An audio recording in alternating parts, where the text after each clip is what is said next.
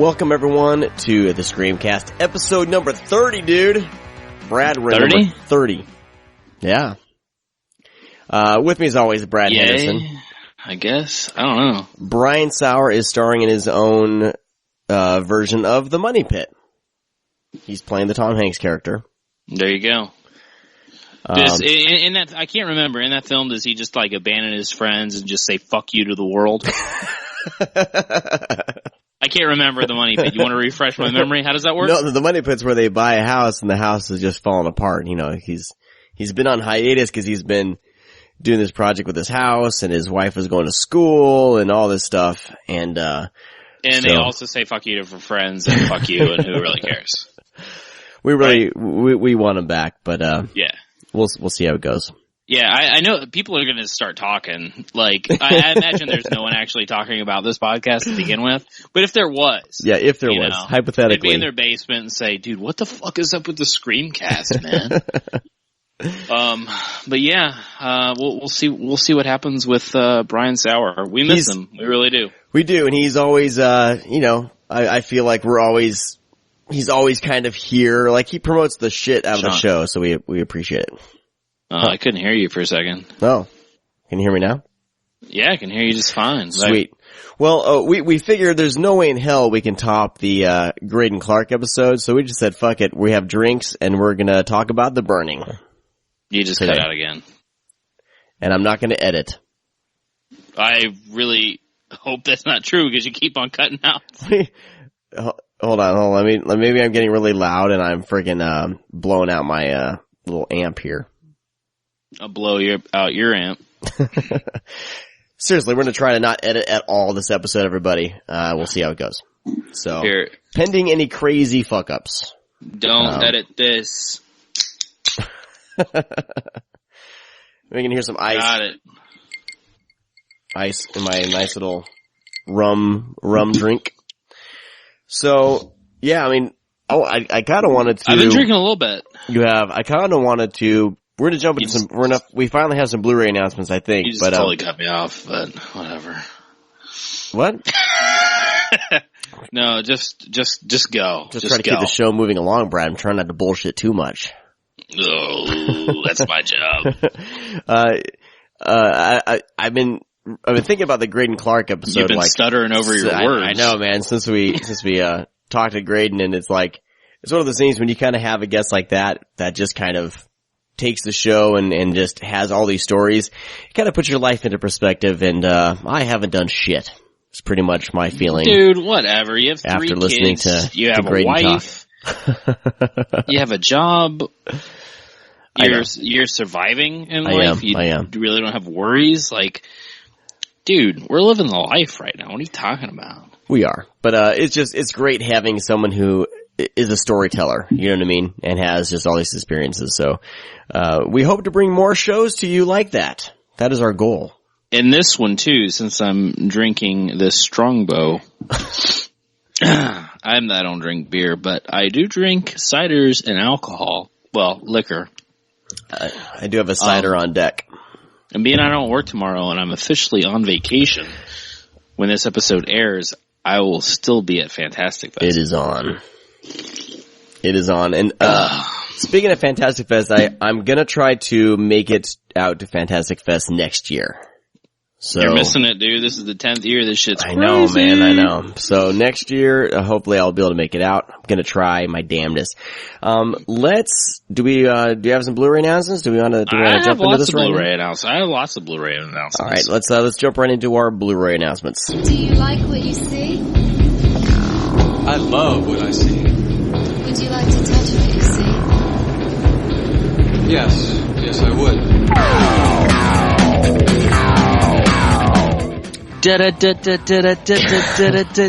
Oh, wait. You know I edited music, right? Yeah, I got it. No, dude, you don't have to do the music. Do you like what you see? We go through this every single time. Not every single time. Alright, so I have Strongbow, and I think that might be hitting me now.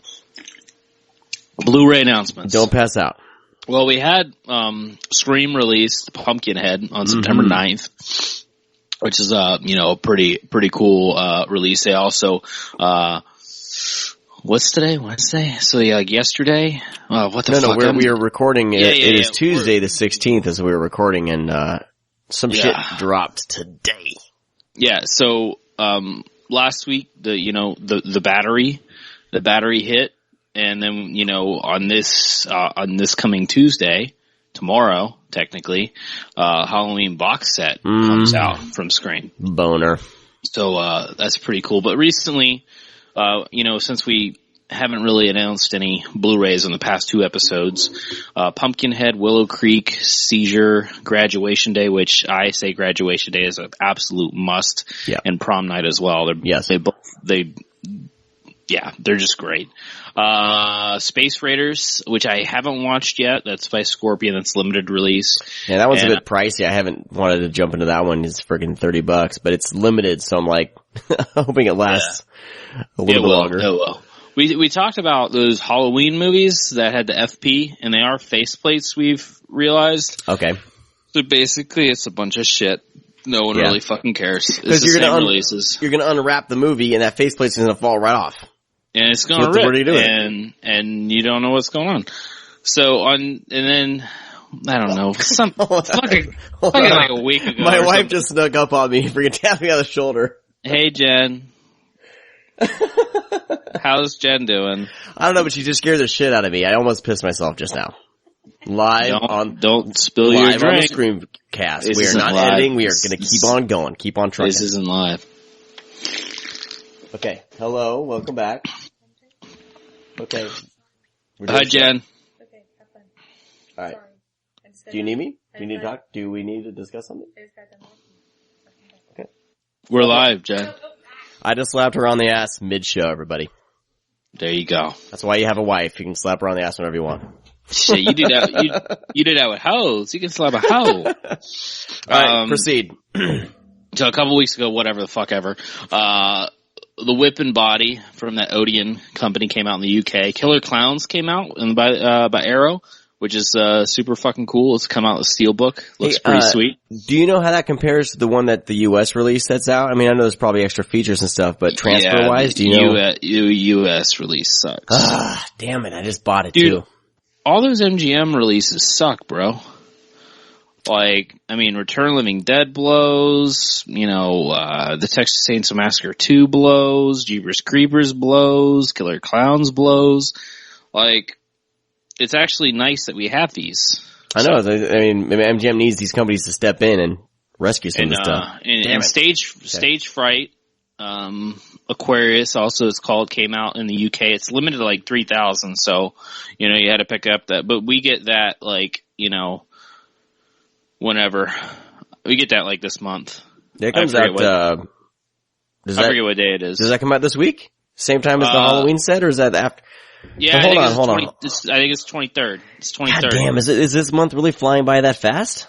Yeah. Blue Underground's releasing it. I watched it a couple weeks ago, and it's a really, really good disc. Blue Underground, they're kind of, hit or miss sometimes, but recently they've been doing a decent job. I'm a fan of Blue Underground. Yeah, whatever. September 16th, The Dead 2 came out. Silent Night, Deadly Night from Anchor Bay, which looks really, really good. Avalanche, which if we had Brian, he would be able to tell us how that looked, because I know he watched it. I know he got all those ones. The 4-disc of Texas Chainsaw Massacre came out, but 2-disc. It's 2-disc. It's basically 2 Blu-rays and then 2 coasters. Yeah. Basically, they say 4 discs, but dude, it should have been 2 discs, because we don't need the fucking DVDs. It's the same thing, just on DVDs. Yeah, so it's a 2 disc. Can we stop that now? Can we start a petition to stop that crap? Because MPI, you need to don't tease us. Which, I mean, I guess we could look that up ourselves, but I don't really know. Alright, so, and Criterion released Eraserhead, Entertainment One released One of the Dead, Dreamcatcher, is on. I didn't buy that one. Sorry. And Short Eyes from Scorpion, which is a limited release as well. Okay. So, and then tomorrow we have that's what we've all missed. I'm not done. Halloween box set, The Exorcist box set, Bloody Mama, The Innocents from Criterion, Ghost in the Shell, and Found on DVD come out September 23rd. Is that all? Oh my god, tomorrow's gonna be the most expensive day yet. My wife's gonna kill me. And then UK, Night of the Comet, Dream Home, Eyes Without a Face, Island of Dr. Moreau, and The Shout come out in UK. Damn. I'm done with the Blu-ray announcements. So next week we'll have a comprehensive list of what's coming up in November. Right? We're talking about The Burning today.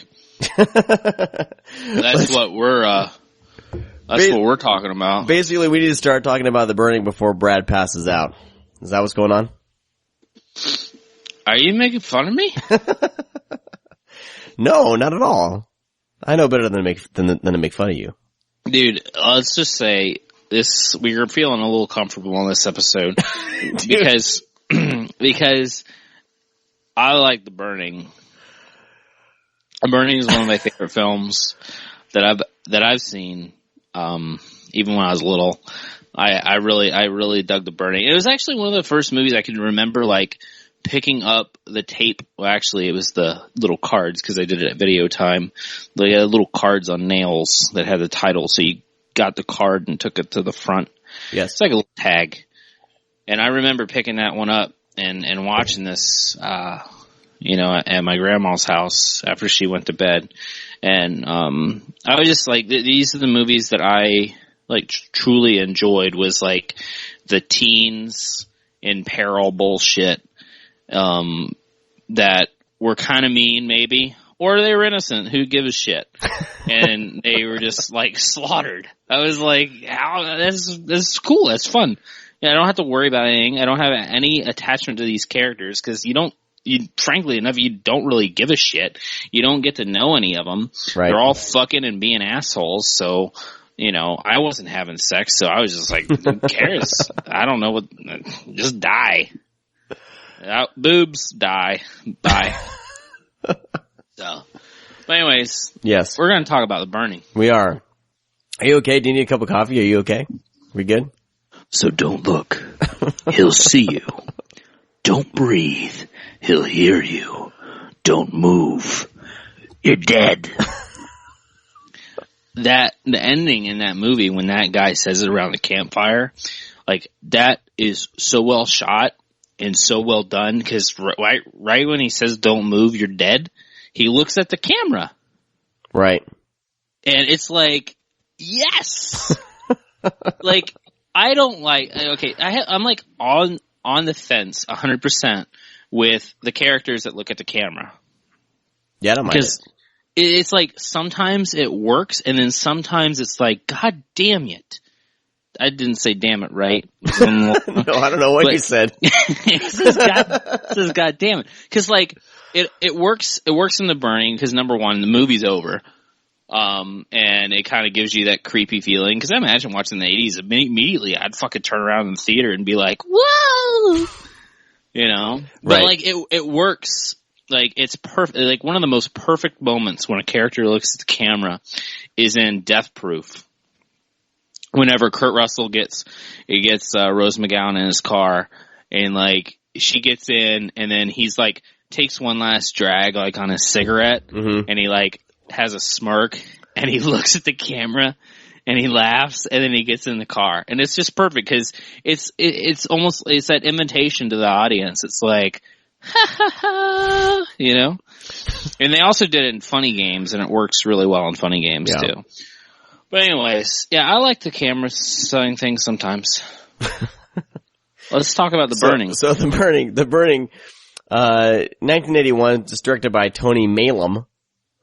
The interesting thing about this is one of the first movies that Harvey Weinstein worked on.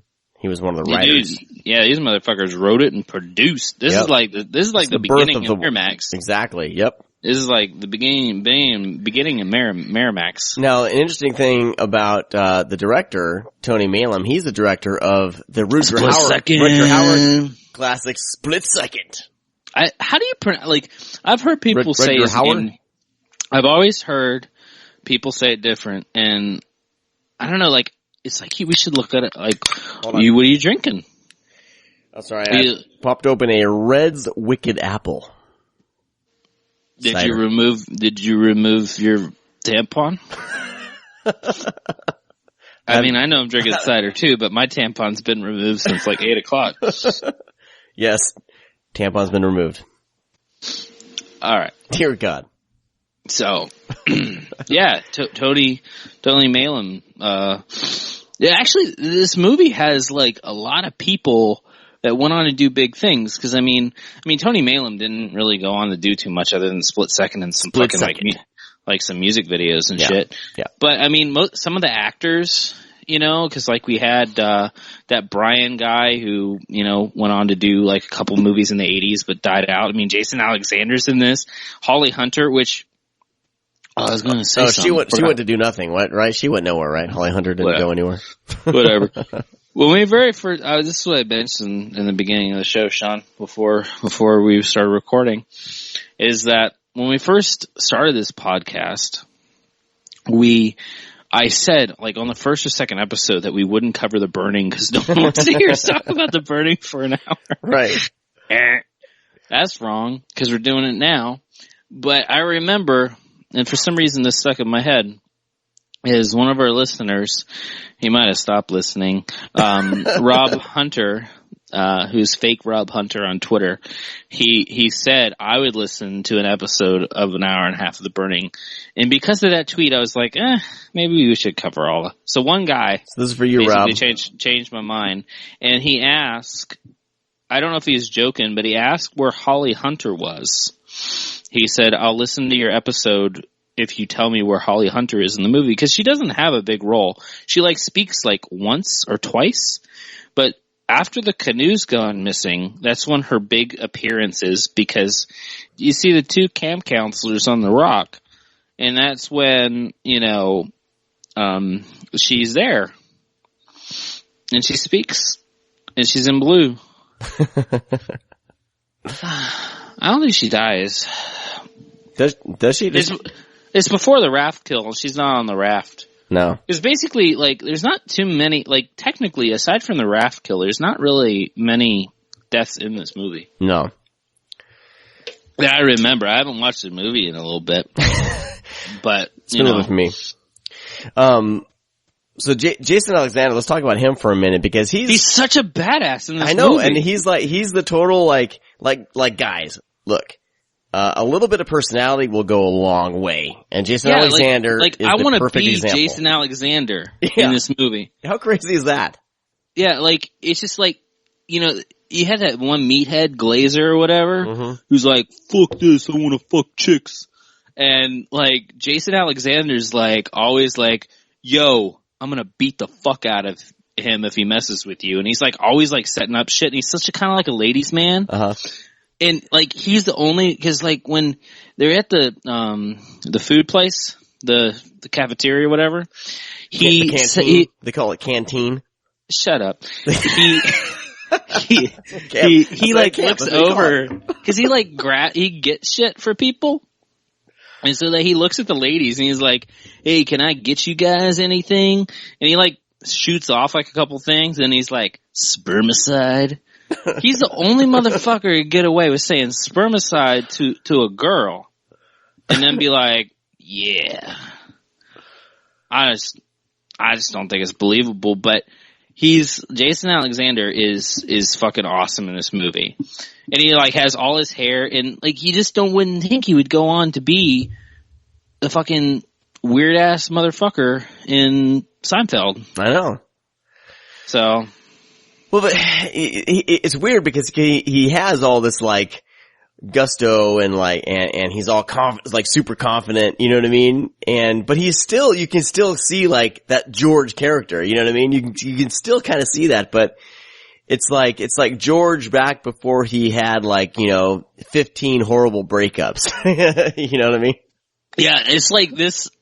Yeah, it's like if this movie like set him up. Like, after this movie, like, all the ladies come up to him and they're like, oh, you saw you in The Burning, you're so badass.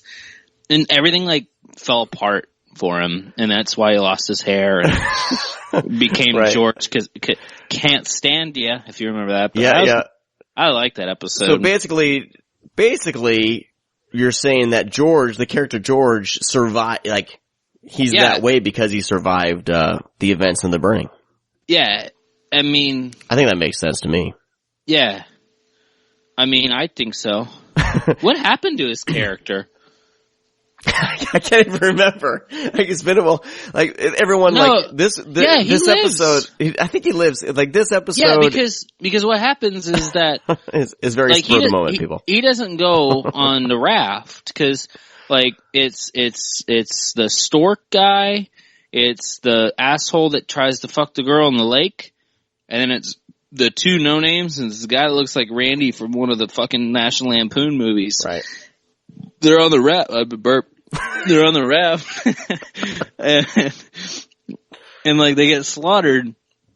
And then the raft comes back, and that's like George Costanza is on the shore, and he's with Holly Hunter and a couple other girls, and that's when the camp counselor goes down, and then they find the dead body. So yeah, he survives. So yeah, that's what happened. His character survived, and he lived through that character vicariously, and everything ended for him. Yep, pretty much. And I bet you if you go up to Jason Alexander and it's like, dude, what happened? And he's like, man, fuck the burning. This movie fucked up my life. Wait, are we saying that, like, the actor himself is... Yeah, he's this character. This is like Jason Alexander's, like, real, like, he's like, he's really portrayed this, but he just wasn't as badass as you think, because it's acting, because he's an actor. Right, yeah. And it just totally fucking fell apart. Jason Alexander is an interesting character because he hasn't really done like a whole lot of film. Like he's done a shit ton of TV. Seinfeld, he did Seinfeld, amazing in that. And then he hasn't really done a whole lot since then, has he? No, I mean, I'm not in the fan club, so I don't know exactly what he's done. But yeah, like he's not really done too much. Like, it kind of bums me out a little bit. Let's kind of branch off into the Seinfeld stuff, because all those actors haven't really gone anywhere. I mean, you know, Kramer went racist crazy, and he hasn't done anything. Yeah, but Julia Louis-Dreyfus is like a beautiful woman. Well, she's probably the most successful. She's probably the most successful. Yeah, but Jerry had his like stand-up and stuff. Yeah, but he's doing he's riding around in cars, getting coffee. But they made so much money on Seinfeld. Who the fuck cares? Dude? Exactly. Like, that was their life. Like, they don't need, like, they probably turned down role after role after role. Oh, yeah. Because it was Seinfeld. Like, that was paying the bills, you know? Like, I'm wiping my ass with $100 bills, or what do I need to do another movie? I mean, that's why. Fitties, not hundies. Okay, well, that's why Elijah Wood hasn't done shit since Lord of the Rings. I mean, you know, he's just producing bands and making things and fucking off a Fantastic Fest, right? Well, you see, that's the thing is, like, it was a good call for him. I mean, I don't know, like, what his end-all, be-all is. I mean, because he's in that show with that dog and shit. But, like, that show's pretty funny, actually. He's like, he did Lord of the Rings, which is, like, one of the biggest things he's done, other than when he was little. Right. But it's like, I made this money, and now I'm going to do exactly what I want to do in life. And that's why I give him because, dude, like, he fucking played Maniac, and I thought he was great in Maniac. Still need to watch that. Great remake. But you know, he like opened his own production company. It's called Woodshed. Oh, that's right. He's doing that. He's producing horror movies now, isn't he? Yeah, he's producing horror movies. He's got the movie Cooties coming out. You know, that I guess he's in and he helped produce. But like, yeah, they picked up that movie like Toad, Woodshed, and then he has his own distribution company. I think it's called Spectrovision. And like, he's doing everything he wants to do. And I admire that. Elijah Wood, awesome. So you jump from Jason Alexander and Elijah Wood for some reason. Yeah, man. Yeah, this is the Anything Goes podcast today. So back to the burning, everybody. That's what we're talking about. That's what we're talking about. So this came out in 81, just like all these like kind of slasher movies. All of them kind of came out between. What, like Halloween hit in what, like, when was Halloween? 78. 78? And then, through, like, when was kind of the, let's look at, we've talked about slashers before, but there's kind of like this arc of when all the slashers came out, you know? Yeah. I'd say 79 to 83 was the biggest years. Even though, like, I forget, I think it's like in the commentary or something that they mentioned that they had this idea ready and on the books before the release of Friday the 13th. Oh, sure they did. Sure they did. Weinstein's belch. That's bullshit. I mean, like, it's funny because I remember watching the special features on this movie, and, like, they had that interview with Jack Shoulder, who is the editor, by the way, and Jack Shoulder did a lot of shit. Like, he, I'm drawing a blank, damn it. He did, like, one of the Friday the 13th movies and stuff, and, like, he just, you know, he edited this movie, and he talks about, like, oh, he did The Hidden. Yeah. He did the movie that I mentioned on the Graydon Clark episode, Alone in the Dark. He directed that. He did the part 2 of Nightmare on Elm Street, which is like the worst thing in the world. But he did like one of the fucking Wishmaster movies or something like that. It's coming back. It's coming back to me now. Anyways, he edited it, but it's so funny because in the interview, he basically says that the Weinsteins are assholes.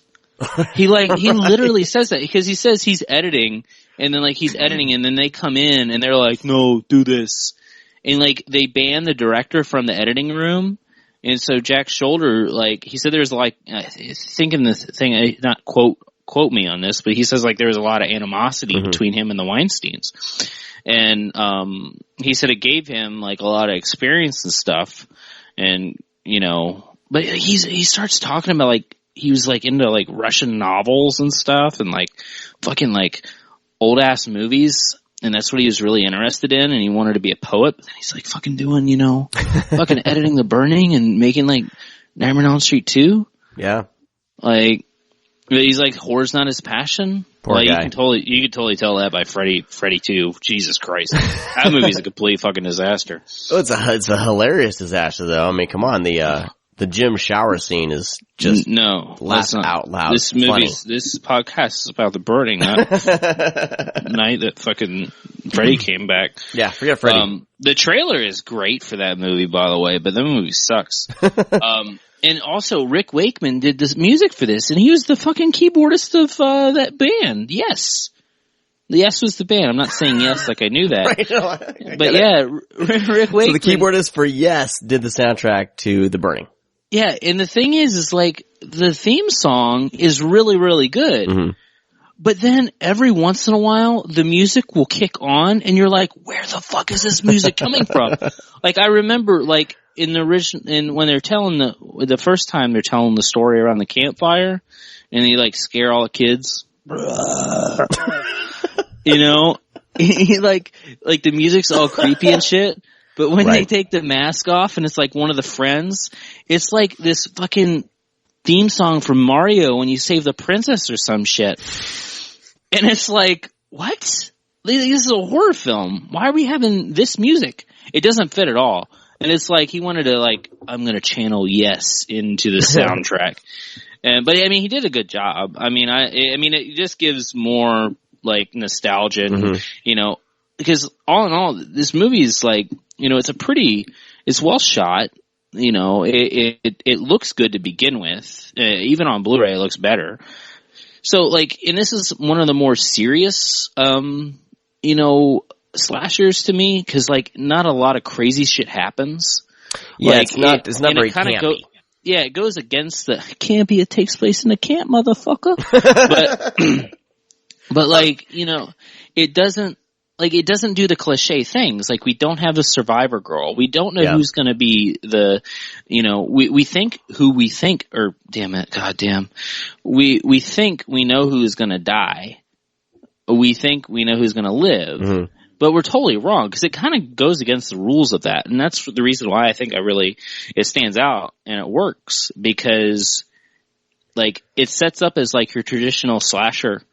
I mean, there's nothing special. I'm not saying like the Burning is like the end all be all slashers and like the revolution of fucking slashers or something. No. But I mean, it just does a couple things where you're like, oh, that was completely unexpected. Yeah.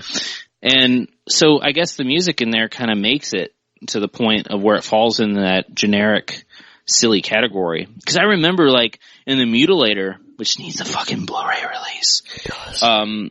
It's getting one, isn't it? No. Fuck. No, I think they said that the master, they can find no one that has the master. God damn it, everyone. I think that's what they were saying or something. I don't know. But anyways, the music in the Mutilator, it's like all fancy Care Bears bullshit.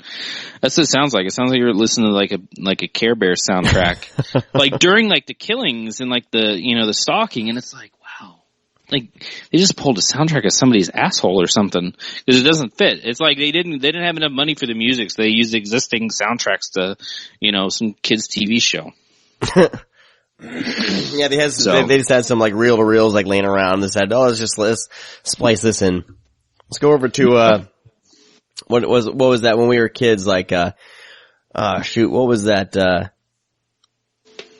After every cartoon there was like Barney.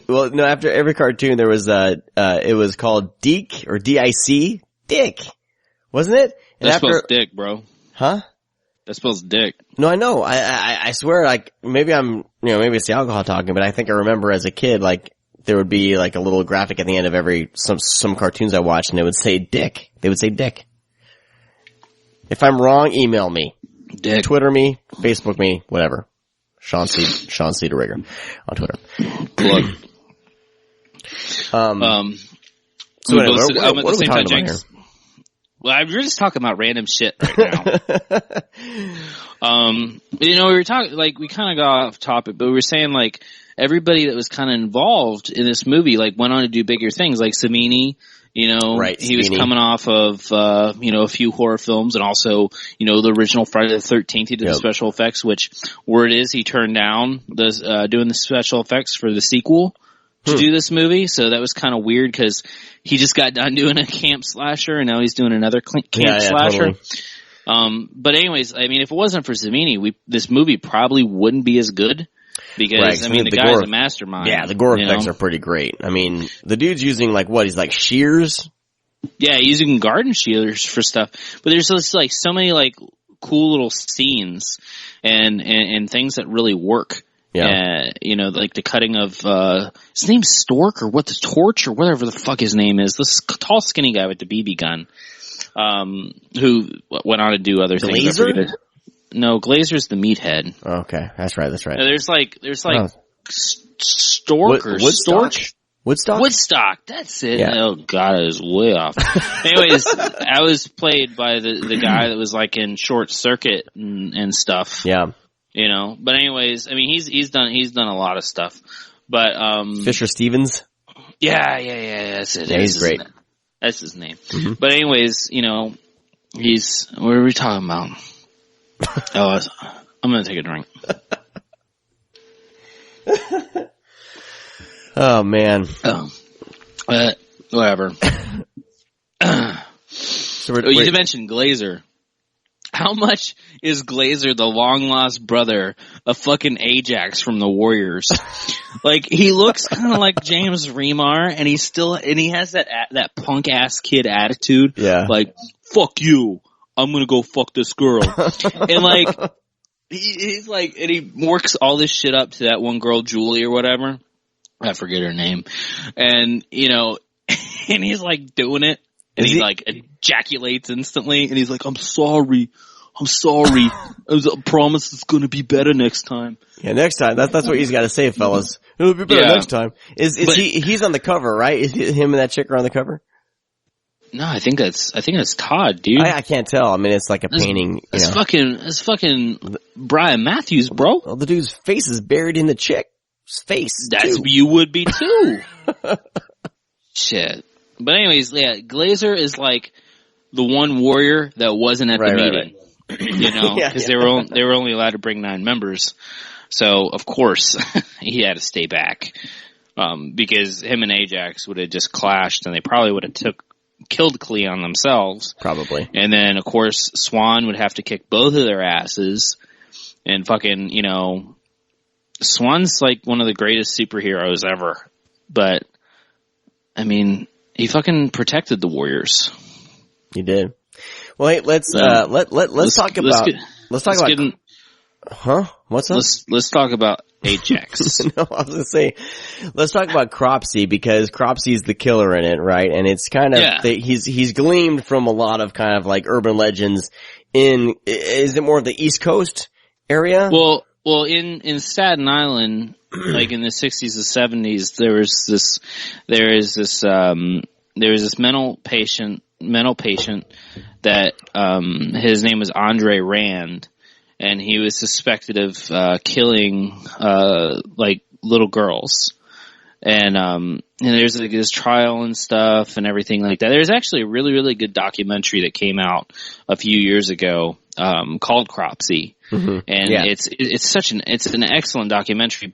You know, the thing is, like in the 70s and stuff.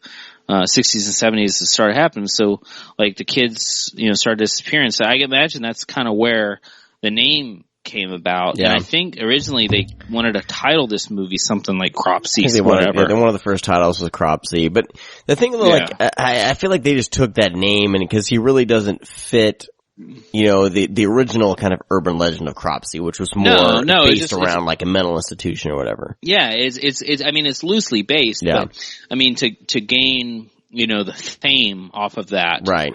I mean, it's kind of the original. Fame, but to gain more people to look at you and look at your movie, you know, they probably wanted something Cropsy so that way they could get, you know, but the actual story of Cropsy is actually really horrifying. But I highly suggest the documentary is probably on Netflix. It is. It's fantastic. It's really good. It's fucking scary as shit. It really is. Like the music, like the setup, the execution, everything in that documentary is just perfect. And it took a long time for them to make that documentary, by the way. So you need to appreciate it, or fucking Cropsy will come get your ass. Yeah. Do you know how many years it took for them to make that? I think they started like early 2000s, and that shit came out like in 2009. Yeah, it's good. It's one of the few documentaries I've been wanting to watch again. You know, I've seen it like 2 or 3 times. It's fucking great. Yeah, for me, with documentaries, like usually they're kind of one and dones for me. But this it's like a horror film. It feels like it's a setup, like it's kind of like a mockumentary, but that shit's real. Yeah. But that guy's fucking crazy, bro. Like the idea, like he had, fucking tunnels like underneath where the institution was, and like there was other people down there fucking kidnapping and then raping these kids and fucking just passing them around. It's fucking gross. Yeah. You know, but I mean, that's the horrifying part of it, because this, like, they still really haven't discovered or been told exactly what went down. I mean, they can account for Rand's actions a little bit and some evidence, but I'm done. Let's talk about the burning. I'm done with that. So, I do want to talk about the disc, but before we get in there, talking about like all the specifics of the Scream Factor release, the opening scene is kind of the catalyst for, like, you know, for Cropsy, kind of showing how he became bent on revenge and everything. And, I can't remember. I know that they put like candles in a skull or something like that? Yeah, and it's kind of like two candles in the eyes, and it's got like worms and shit. Where did they get this skull from? They went down. They actually explain it. They went down the street, and they went to Jason's cabin and they got his mom's head. That's what I figure. Yeah, he had set up with the candles. And Todd went in there and stole it. Right. And put it in a box and brought it to the camp. I mean, seriously, is it explained? Like, is there a graveyard nearby, or? No, dude, they just got severed heads laying around. They just have a severed head. And basically, this prank turns into an event which burns down and burns up this janitor who's named Cropsy. And so he was a fucking caretaker of the camp. Janitor? Okay, well, you know, camp that's slander. Cropsy is sue your ass for slander, talking negative about him. And the janitor, environmental services, bro. They're not janitors. Sorry, I'm not PC, everybody. Service agents. So he's like what, in a coma for like several years or something like that, and then he's fucking burned to death, bro. Like, if you were burned, like, and that's one thing about this movie is like whenever the orderly takes the like wannabe doctor or whatever, and he's like, if you seen the shit that I seen, man, it'll fucking change your mind. This guy's so burned, he's cooked. A fucking Big Mac, overdone.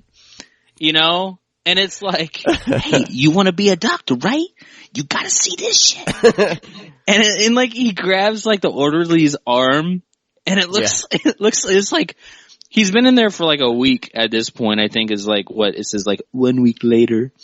And like, he grabs the orderly's arm, but his arm's just like so gross and like the skin's falling off. It's like, bitch, you were in the hospital. They're gonna clean your ass up. They got Silvadene cream for that. No, in horror movies, man, they just leave your ass in the hospital the way you came in. Yeah. So basically, it's like, 3 years later, like he's, out and about and fucking killing a hooker and shit, and then he like just like, oh, you know what? I'm gonna go back to Camp Blackfoot and tear those bitches up. I got this. Where's my garden shears? I ain't using an axe. Garden shears, baby. Shears. And he doesn't wear a mask, does he? He's just burned up. He's just burned his fucking real mask. His real face is his mask. Exactly. I'd shit myself. He like burnt wax up in there. Yeah. So this came out earlier. When did this come out? Like last year? 81. No, 1981. The Blu-ray. 1981.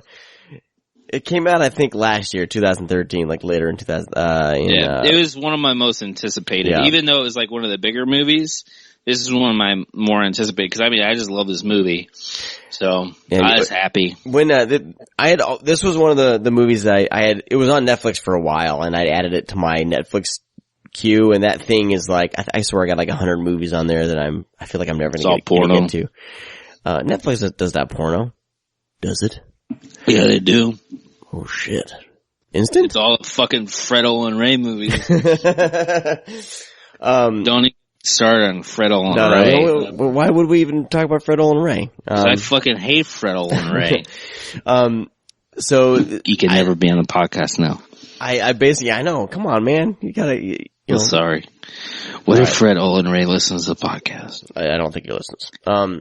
So I had seen, basically just, I think I'd kind of heard about it, but I never really paid any attention. But the poster like really kind of got my attention when I was browsing through Netflix. Dude, you ever see the Mondo poster? No, I haven't. Oh my god, dude, you got Google? All right, hey everybody, let me Google something and look at it. Hey, type in the Burning Mondo. I think it's Mondo. But type in the Burning Mondo poster, shit. Dude. Yeah, with the shears and the river of blood, basically. Jesus, that thing is beautiful. That should have been the Scream Factory cover, people. The new cover, the commission cover. Sorry, Scream Factory, but your cover wasn't good. It's okay, but damn, it's a flip. It's a flip. It's a flip. I mean, I flip most of mine. The only one I'm kind of maybe on the fence of flipping is Pumpkinhead. Because I think that one, well, they didn't use the really good Pumpkinhead poster for the flip, but what they use, the hand? Yeah, the hand. The hand's good, bro. It's okay, but the one with like the painted I'm gonna talk like the order. I'm gonna talk like the orderly for the rest of the episode. Okay, great. Yeah, thanks. If it was me, I prefer to be dead. We've been watching a little bit too much blaxploitation lately. I have. Dude, talking to Graydon Smith made me want to start watching everything. His name's Graydon Clark, but whatever. Graydon Clark. Where did I get Smith from? I don't know. I'm drunk and I know more than you. Granny Smith apple, because I'm drinking apple cider. I thought you were drinking red apple. I don't know. Now you're Granny, dude. I'm just talking. Podcast is over. Sorry, it's Red. It was Red's Wicked Apple. The name of the company is Reds, so you don't know. Maybe it's Granny Smith. Maybe they flipped an Audible. I don't know. All right. I don't know.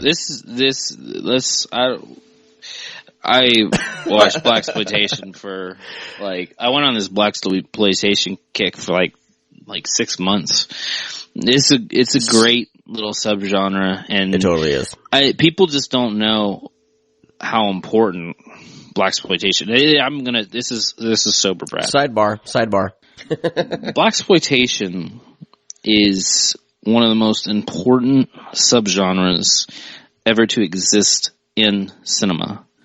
Because I agree. Yes, seriously. Gave a chance for black people, African Americans, to be the lead and to be badasses and not be the fucking rapists or the fucking drug dealers or the fucking bad guys or the white guys win.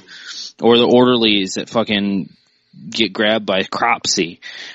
And Melvin Van Peebles, of course, I wanted to talk more about this in the Graydon Clark episode, but Graydon talks. But hey, that's fine. Let him take over, man. I love Graydon Clark. But, it is extremely important because it gave them a chance, to be the superstars. And even though they were low budget, black people were making movies for black people. And the white people got into it because they were like, holy shit, these movies are really bad. It's like fucking Superfly. Shaft, Coffee, Boss Nigger, all those movies, like, they're so good. And Black Belt Jones, everything that Richard, Jim Kelly, fucking Richard Roundtree, fucking Jim Brown, Pam Grier, all those guys. I'm missing one. Shit. Damn it. But anyways, all these guys, there's plenty more, African American actors that were in these films, but it gave a punch, like, in a huge impact into the world at that time. And I think it's lost, Yeah. Not like lost, like you can't find the movies or anything, but it's like, it went away. Yeah, totally. And it crushes me because, and I think people misinterpret when I say this, and I shouldn't be saying this when I'm a little flippy, but I feel that those movies have went away. And now we have these fucking Tyler Perry movies, and this new wave of of quote unquote blaxploitation films, and it just took everything away. All these movies are comedies, and if that's what the community likes and wants, then that's fine. But I just feel like there's a part that needs to have this small little wave and comeback. Because we're having all these little comebacks. We're having these throwbacks of movies. Recently, Astron 6 did The Editor. And we have Almost Human was out. And these movies are made in vain of these movies from the 70s and 80s. And we need a wave of blaxploitation because Mari Van Peebles made Badass. Yeah. That's awesome. A few years ago, which obviously is a movie about his dad making Sweetback's Badass song. And even Michael J. White did Black Dynamite, which was a comedy, but it was made because of those movies existed. Yeah. And I just wish it would come back. I feel like it tried to, with movies like Boys in the Hood and Juice and even Posse. It had it was like a little window where I felt even Trespass. Trespass. And all those movies are great. And Ernest Dickerson, is the director of some of those movies. He also directed Demon Knight, which is super badass. You just have a small little way. It's like it wants to, but it's pushed back because of those movies don't make any money. It's these fucking. Yeah. But those movies are in the 90s. We don't have too many things in the past 15 years of these movies coming out. But they were these super serious social commentaries. You know what I mean? About gangs and gang culture and things like that. They kind of got almost too serious for their own good. And then you had the comedies. The comedies, or it was either comedy or kind of a violent gang drama. Yeah, it was Boys in the Hood or Friday. Right. Let's go with Friday. And it's Boys in the Hood, it's I would call it borderline blaxploitation because Boys in the Hood is just a real story. Yeah. It's it's heartbreaking. Mm-hmm. It's super emotional. It's fucking, it's just a great movie. But I just wish those movies would come back. Like, I have a script. I really do. I'm not going to say too much on the podcast, but like, my end all be all of wanting to do stuff is genre films. That's what I want to do. And I mean, I have this Giallo film that's, a script that I wrote that's hopefully going places. I'm finally getting there, but I have this fucking blaxploitation script that I would cast because it takes place in a retirement high rise, and retirement, keyword there, because I get to use all these fucking actors. Mm-hmm. Sadly Jim Kelly passed away a couple years ago, but like, I want to bring it back so fucking bad. It hurts me. Like, it really does. Yeah. Well, I was watching Foxy Brown the other day and I was like, God damn, like there needs to be more, like none of these movies are on Blu-ray. You know what I mean? I was like, there needs to be some company coming in and like restoring these films. Foxy Brown's on Bluray. Arrow. No, I know. I have the Arrow one. But I know, like Coffee and Sheba Baby and, I mean, even fucking Superfly. I mean, even the music in these, like Curtis Mayfield's soundtrack to fucking Superfly is just, it's so fucking, it's just a jam. Like, it really is. Like, I mean, as soon as it comes on, like, I don't know. I really love blaxploitation. I really hope it makes a comeback. Me too. We went from the burning to blaxploitation. So, but yeah, I mean that's fine. I mean, whatever.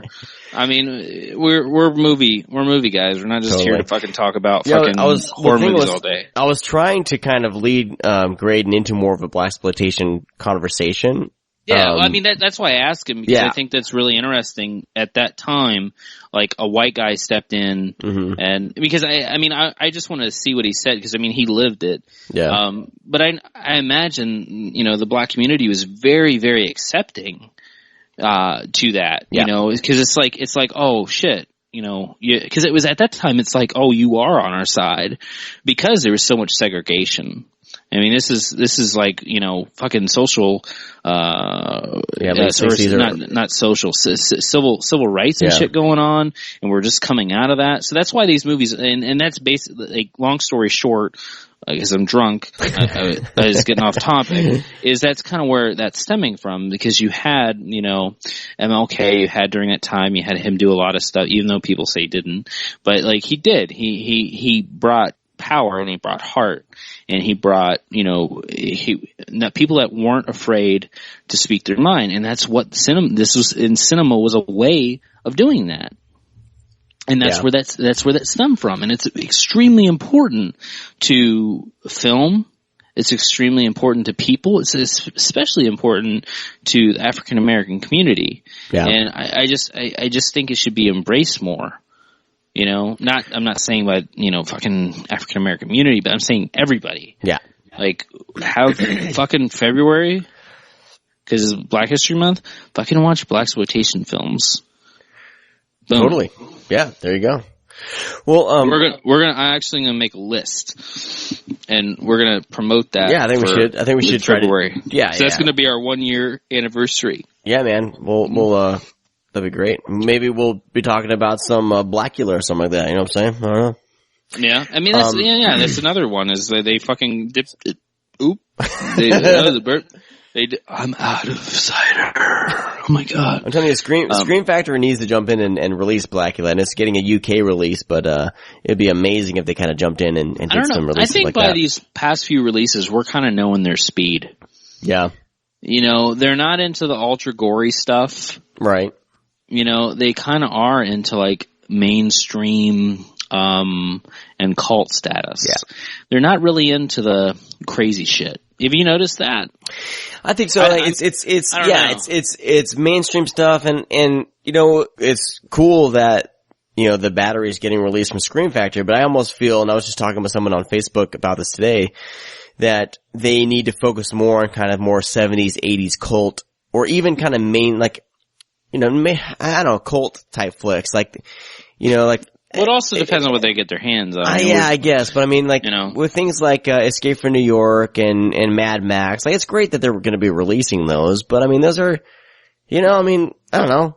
Those are kind of no-brainers, I guess. Like, they should already have really good Blu-ray releases. You know what I mean? So it's kind of weird that they're handling kind of titles like that. But it's great. They're going to give those movies a great treatment. But like, I'm hoping that in 2015 that they move more into kind of more cult and unseen, like champion kind of unseen or lesser known movies. You know, that's where I feel is where the fun is. That's fucking Vinegar Syndrome's places right now. Yeah, totally. Like, I mean, but see, the thing is I like kind of the route they're going. Yeah. Like, because we do have all these different companies, releasing shit. And like Vinegar Syndrome, of course, is like they're getting the nitty gritty, which is fine. I mean, I think among all this is a Scream Factory podcast, but I mean, I would love to see that too, because they actually do, great work. I mean, all these other companies do too, but yeah, there's a lot of great companies right now. I think we're getting that. We're just, just nitpicking at Scream Factory, because they're like, it's probably possible for them.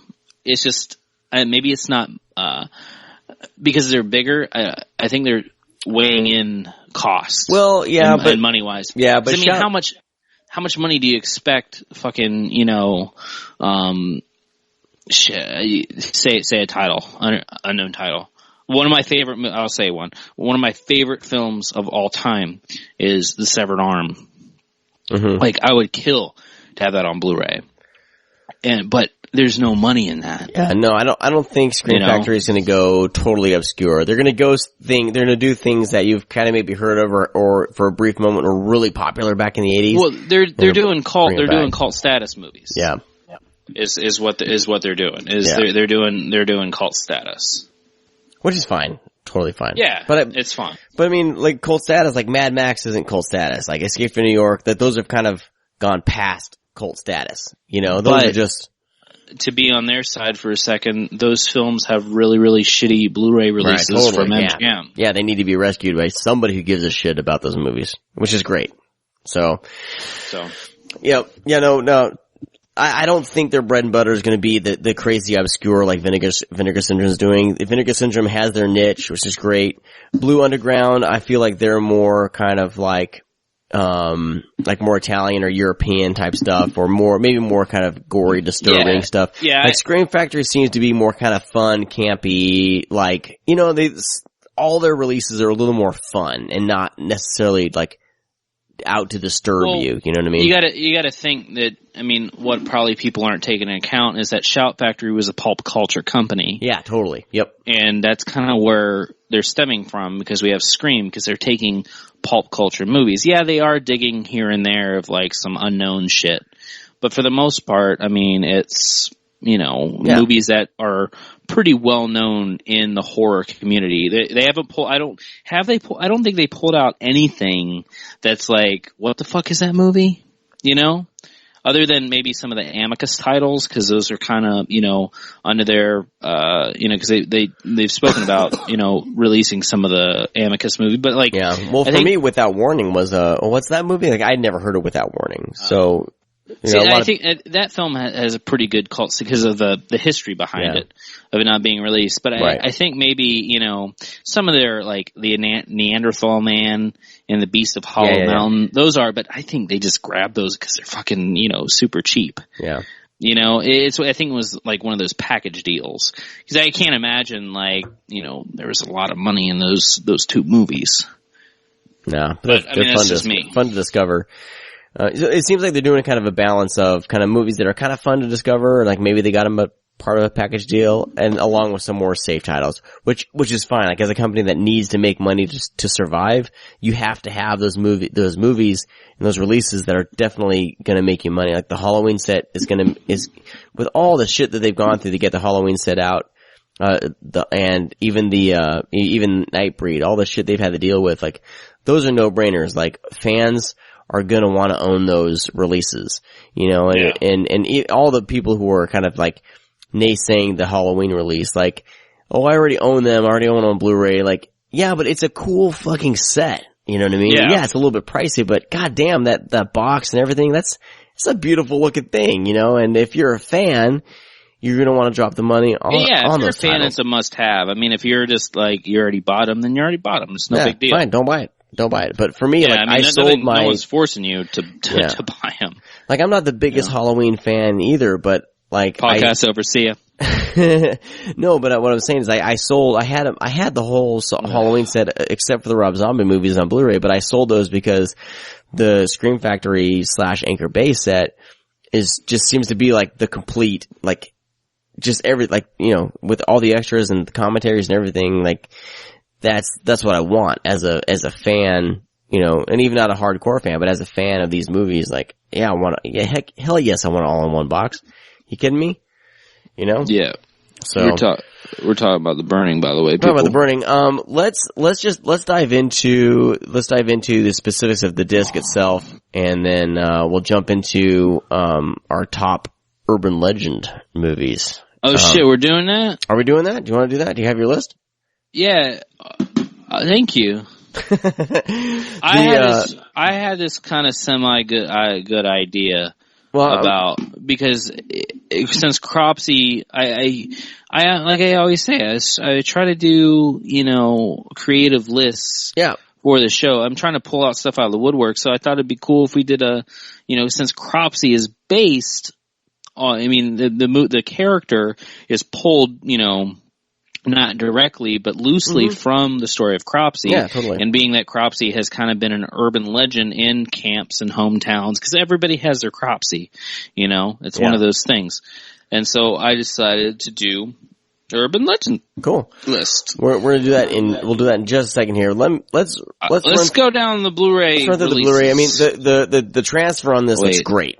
Yes. Let's talk about the transfer. The transfer looks fantastic. This is one of the, like, the Scream Factor transfers have been kind of hit or miss, like, you know, just depending on what they got, right? Well, this one, they hit the ball out of the park with this transfer. It looks fantastic. Yeah. For movie shot in 1981. Well, I mean, another thing is with this is that, like I said before, this movie just looks good to begin with. Like, I mean, even like the beginning, the opening shot, not the opening shot, but once like they get the head and they're walking to the cabin, like there's this kind of long tracking shot of them like going, you know, on the side of the cabin, getting there. I mean, of them boating, it looks really beautiful in the water. Like there's this one shot of, like when Glazer dies, like, I remember he sticks the shears like in his throat, and it looks like they mounted the camera on the shears, so when he's pushing him towards the tree, it's like the camera's just it's perfect. And then also like whenever the fucking dork who's like Survivor Boy, the guy Brian whatever, his name's not Brian in the movie, but like after he sees Glazer's death, like the soundtrack just fucking starts. And he's like, and he's running full speed in this tree line. And it's like, they're going like 60 miles per hour, like on a truck on the side or something. And they're just following him. The music's just pouring in. And it's a really, like, some of the shots in this movie, aside from the ending, which is a complete clusterfuck, of course, basically the whole movie is just extremely well done and well shot. Yeah, I think so. And it's weird because the cinematographer or director of photography, he has a lot of credits, but nothing that really, you know, really stands out. You know, Harvey Harrison is his name, and he's done kind of stuff like Ninja Assassin. He's done some second unit stuff there. He's done a lot of second unit stuff as director of photography. But nothing like, I'm kind of looking through his list here, nothing that really stands out, you know. Well, I mean, I think mostly it wasn't, I mean, of course the cinematographer helps a lot and they're essential, but I mean, we're coming from, Tony Malum that, I mean, he's done like documentaries and shit, and like he used to do shit for like cars or whatever, like, you know, video promos for cars, I guess. But like, he's a commercial director. So like, he knows how to capture those shots. He knew what he wanted. Yeah, and I think for that mark, even though he didn't do, like, he's only done like, you know, a handful of movies, even Split Second, which is fucking dark as fuck, but it looks good. Mm-hmm. Like it's in Split Second, it's really wet and really dark all the time, but there's just the right amount of light that's hitting the water and hitting the actors to where it looks good. You know, it looks like a commercial. And that's the thing, is like in commercials, you have 30, 45 seconds to grab your audience with visuals. And so you can promote the product. And I think that's kind of what, you know, this movie stems from a lot and gets a lot from, is his career and knowing how to grab people on certain things. Cause there's are essential shots in this movie that are just fucking good. Yeah. You know? Yeah. It's good. And I think being in like a camp setting and the forest, that kind of adds a whole lot, you know, production value as well. Yeah. So if you know how to shoot that stuff, it's going to look really good. Audio, it comes in the master audio mono, sounds fine to me. No really, you know, nothing to really talk about there, I don't think. Let's jump into like the special features. There's not like a gigantic kind of documentary about the making of. Yeah, there's some cool shit with Savini. Yeah, there's one with Savini with the makeup effects, which is pretty great. I mean, anything that has Savini talking about how he does his makeup effects and stuff like that, I'm down. Yeah, you know? Yeah, he's just a good speaker in general, and I mean, this is one guy that knows what he's doing. Mm-hmm. Like, I mean, he is one of the end-all be-alls aside from, you know, cause I mean, we have people like, you know, Stan Winston, but he was great with like, you know, big creatures and animatronics. And so is James Cameron, you know, had the right people, you know, cause he picked Stan Winston and stuff like that. But I mean, I think Savini's like hardcore, like close-up gore. Yeah. Like that was his thing, you know? Yeah. And it always looks good. There's an interview you were talking about with Jack Shoulder, the editor. Yeah. Which is kind of great because he's another, I mean, in the movie, The Final Terror, I mean, the director there was talking about how he's not very much into horror movies, you know what I mean? And so same thing with kind of Jack Shoulder. Interview with, the actor who played Cropsey, and then I'm trying to think here. Which was a little weird. Yeah.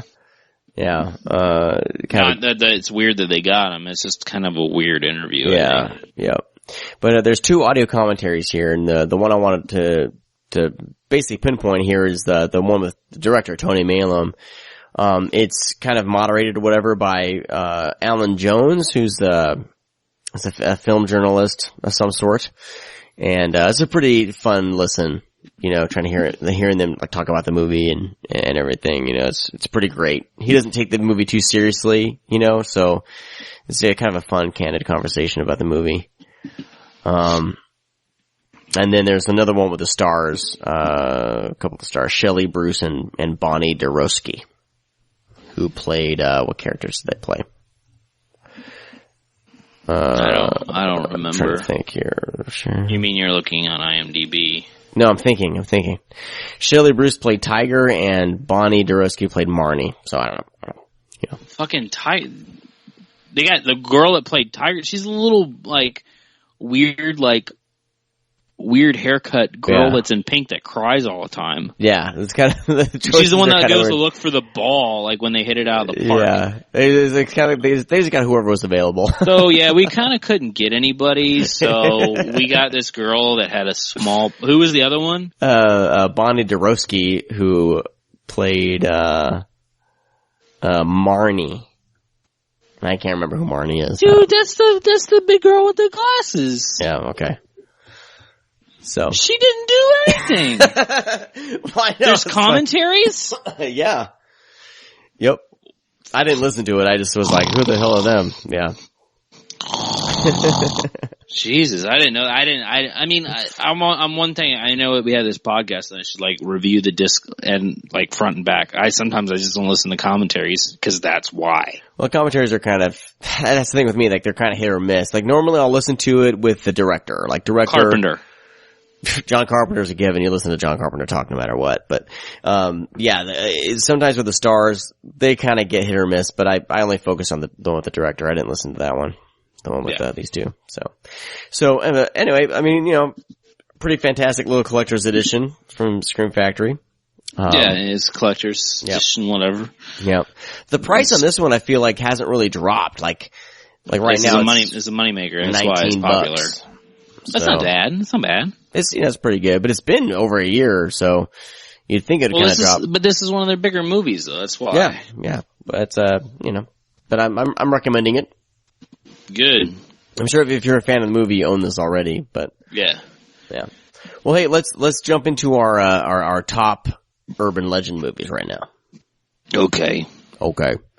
And then we'll call it a night. I know it's friggin' late where you are, man.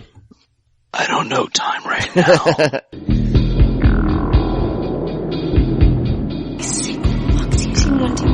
I said, don't you blame the movies. Movies don't create psychos. Movies make psychos more creative. Let me go ahead and blast through mine. I should have never sent you my list. Yeah, well, mine's kind of like I haven't really thought about this too much, and some of these like they kind of blur the lines. I don't know if it was really an urban legend or not, but I'm just God. Well, so here we go. Okay, Gremlins. Yeah, you can have that. Okay. I mean, because there's a fucking Gremlins getting in. Mm-hmm. I mean, even they mention Dick Miller mentions Gremlins in the movie, but I don't agree with that pick. I changed my mind. Well, I'm going to go through these here, okay? I'm only gonna do 5. Abominable. One of my favorite Bigfoot, or it's not necessarily a Bigfoot movie. It's an Abominable Snowman type movie, right? So, it's like rear window with a Yeti. And, that one, I don't know if it people love that movie and I just cannot get into it. You're talking about the one with Lance Henriksen, right? It's, is Lance Henriksen in it? It's pretty sure.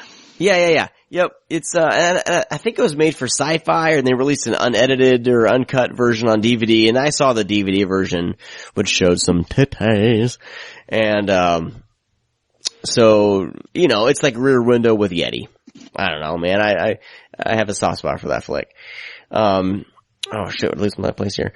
Now, this next one here, I don't know if this is an urban legend or not, but Candyman comes across my list. I mean, that comes from the Bloody Mary thing. Bloody Mary, okay. And I was gonna say, like, there needs to be a straight up Bloody Mary movie. Do you know if there's a straight up Bloody Mary? Yeah, Urban Legends 3.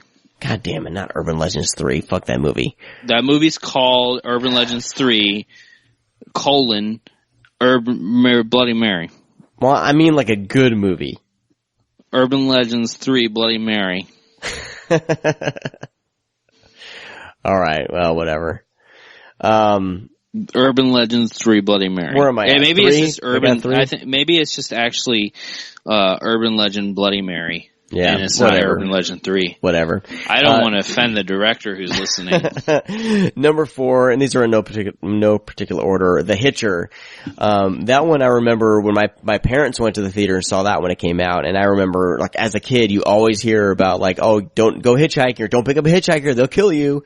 And then here comes along this movie, The Hitcher, and, maybe they rented it. I can't remember. I think it was an HBO movie, right? I don't think it ever got a theatrical release. It's not an urban legend, but whatever.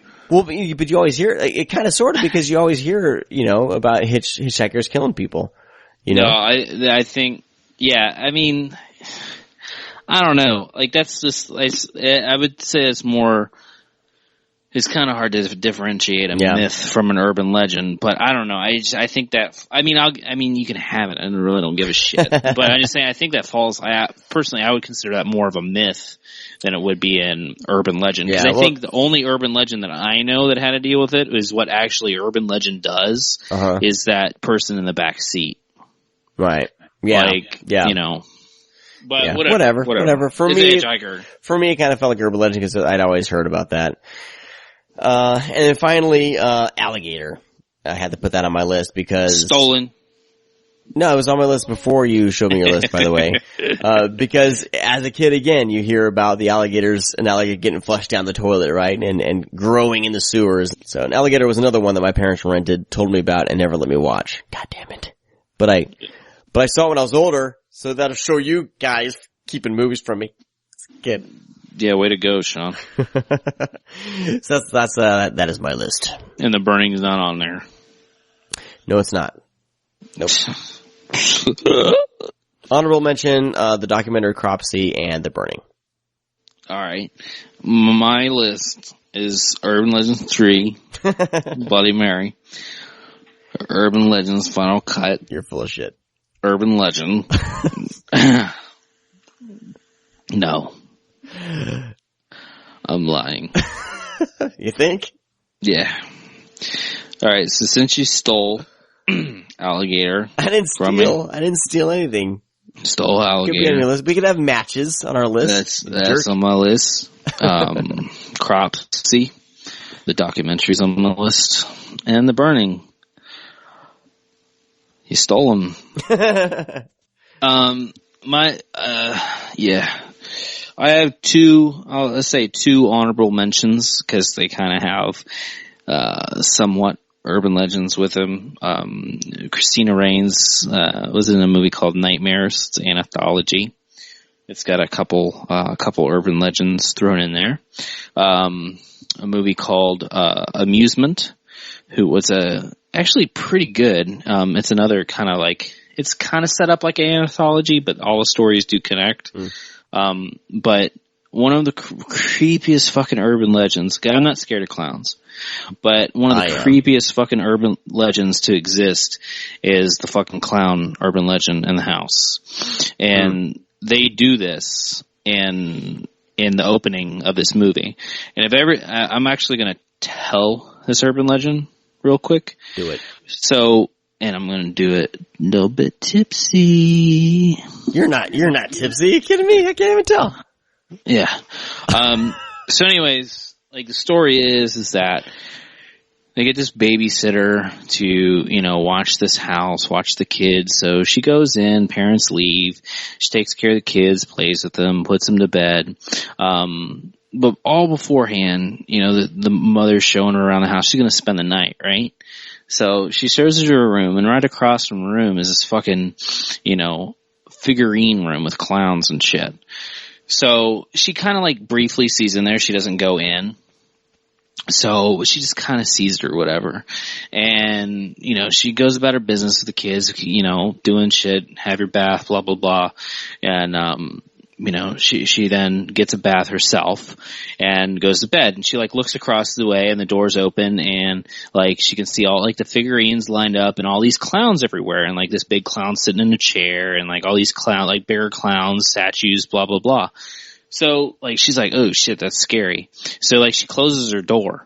And then the phone rings, and she's like, it's the mom. She's like checking in. She's like, hey, what's going on? Everything okay? She's like, yeah, everything's fine. And, the kids went to bed. She's like, are you okay? And she's like, yeah, I just have this thing with clowns, And she's like, oh my God, I'm so sorry. She's like, I would have shut the door, but, I had no idea. She's like, yeah, it's okay. I shut the door, but what's really creepy is the big clown sitting in the chair. And then she's like, what clown sitting in the chair? And she's like, the big clown that's sitting in the chair in the middle of the room. She's like, I don't have a big clown that's sitting in the chair in the middle of the room. And then she opens up the door and the clown's gone. And the kids are dead. Blah. Anyways, that story is horrifying. Yeah, I've heard that story in many different, they made short films, but they used it in Amusement, and it really works. So anyways, creep out. This movie's kind of like, it's always on my list, off my list, but When a Stranger Calls, the opening, like the first 20 minutes of that movie is fucking good. It's so good. It's creepy. The tension just is fucking piling in right off the bat.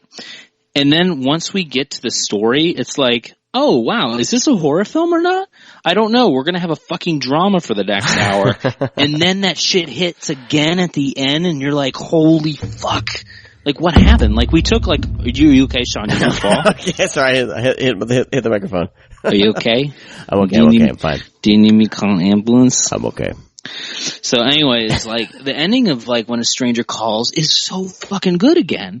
Like, it gets super intense in the house, and they're fucking, cause like if anybody knows the story, like so many years pass, and like the babysitter's like married and shit, and the fucking killer's back.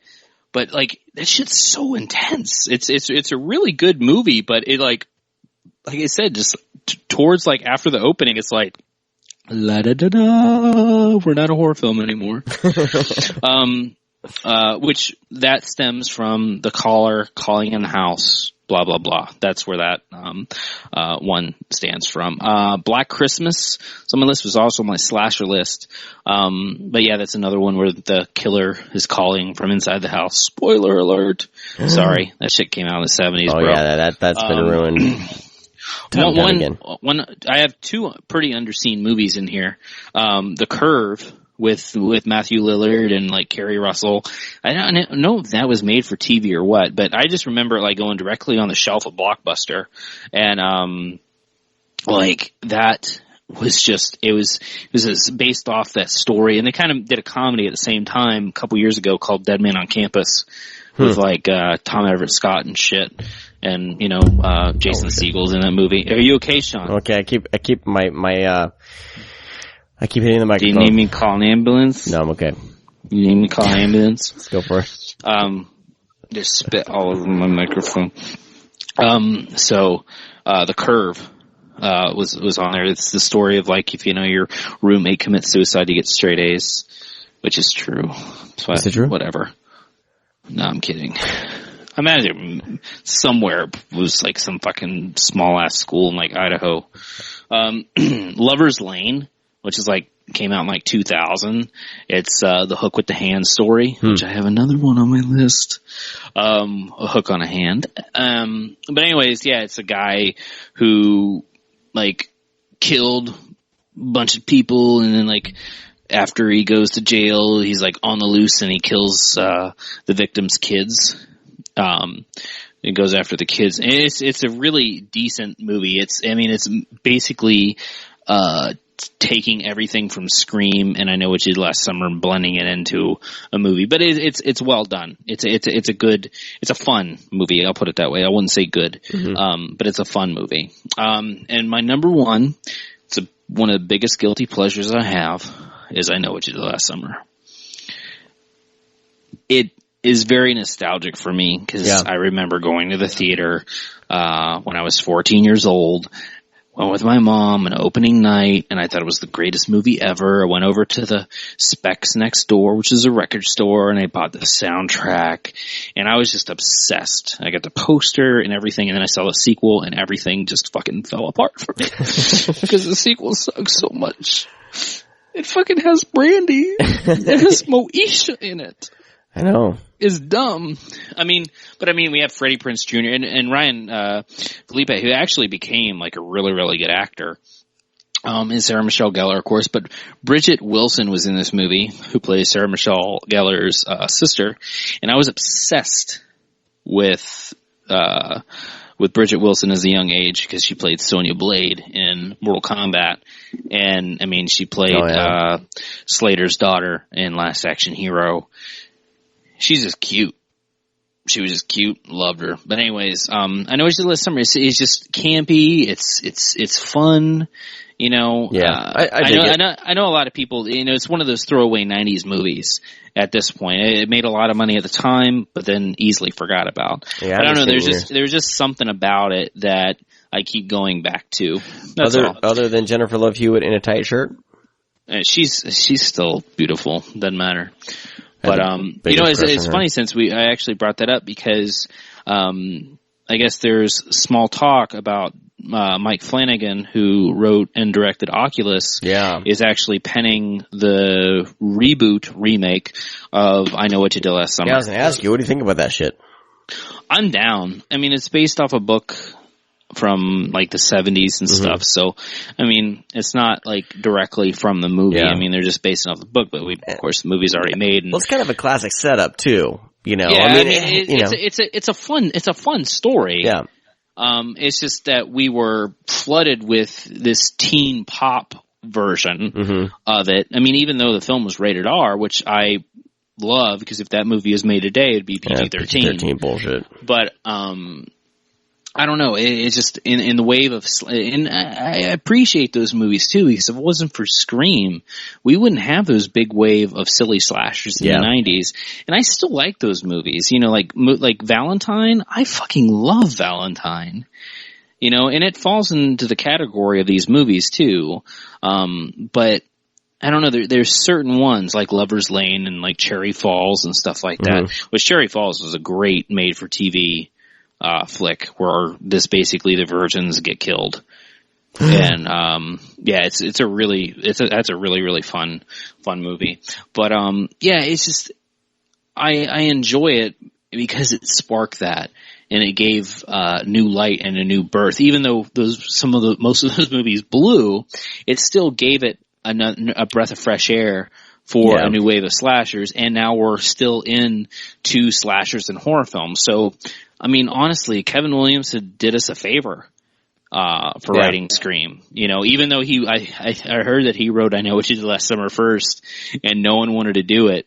And then, he did Scream, and then when Scream hit, then they were like, you need to do everything. Sadly enough, he kind of fell off the face of the earth. I mean, he did TV. He did a shit ton of TV. He's not gone. You know, he did Vampire Diaries and, of course, Dawson's Creek and shit. Yeah. And he did fucking Scream 4. Belch. Hey, Scream 4 is better than Scream 3. Scream 3 is a pile of shit. That's because Aaron Kruger wrote it. God, don't even start on Scream 3. Yeah, no, Scream 3 is pretty bad. I don't like Scream 4 either. But anyways, I actually do like Scream 2 though. Yeah, Scream 2 is good. I've always stood by that one, even though Randy dies. But you know what? After all these years, because of, I don't know if people know this, but Jamie Kennedy called me an asshole on Twitter. He did? Yeah. I actually have a screen cap. I'm gonna read it. Let me go to it. Nice. I'll tell you a backstory. So what happened is that Sean is friends with him, and so am I. Stephen C. Miller did a short film called Granny, and it was an idea from Jamie Kennedy, and Stephen C. Miller directed this like small like little short film for it, kind of like a promo. Nothing ever happened with it. So, yep, I have it right here. So, anyways, what happened is that this guy that directed this movie called #Hold Your Breath or whatever, and did like this silly, what's that company called that does all the knockoffs? They did Atlantic Rim because Pacific Rim is popular. Asylum. So they got this director, Jared Cohn, who did these movies. So they did a Kickstarter for Granny, Jamie Kennedy and Jared Cohn. And they took the short that Stephen C. Miller directed and he basically owned it. Because it was his work. And they posted it and Jared Cohn said he directed the short. And basically, it was one night where fucking Stephen C. Miller found out through Twitter this was happening and told Jamie Kennedy on social media, like, you need to pull that shit down, man. That's like my work. And then fucking Jamie Kennedy was like, I asked you if you wanted to do it. You said no. And fucking, the producer was in it and he's like, it's like, oh no, we did that. And it's like, no, fucking you left Stephen C. Miller's fucking title card on the short when you hit play on the Kickstarter campaign. Wow. And it was just kind of, they were passing off their own. Well, anyways, fucking, I text Steve about it or whatever. And I was like, holy shit, this is funny. And so I got into the Twitter conversation and then he didn't call me an asshole. This is what he said. He said, basically, he told Stephen C. Miller, if you want to talk, then text like a man. Don't do a Twitter war. So I started doing hashtags of text like a man because Twitter is texting to me because it's words on a screen. That's pretty much public texting. And so I made a comment and then Jamie Kennedy said to me, and Brad, shut the fuck up. I'm in no mood for a troll. That was awesome. Great. See, getting involved in these Twitter wars is how I got blocked by Kevin Smith. You got blocked by Kevin Smith? Yeah, he blocked me. You're a douchebag. Well, back when he, I think, C. Robert Cargill, like, he started like running like running his mouth about C. Robert Cargill about some review or something. I think it was when Red State was coming out or before, or I can't exactly remember when. But Kevin Smith was like attacking all these critics, and everyone was getting standing up for C. Robert Cargill. And I took all my Kevin Smith movies and I took a picture and I said, "These are all going on eBay." And they blocked me for that, which is weird. That's funny. So I still can't friend Kevin Smith on Twitter. I didn't know that. Who gives a shit? It's Twitter, people. Relax. People take offense. They do. Well, dude, it's getting late, man. So we yeah, this episode's gone to shit. I don't even think people are listening. You have crawled into we both have crawled into bottles of alcoholic cider. And I gotta go potty. Yeah, me too. I gotta piss like a racehorse.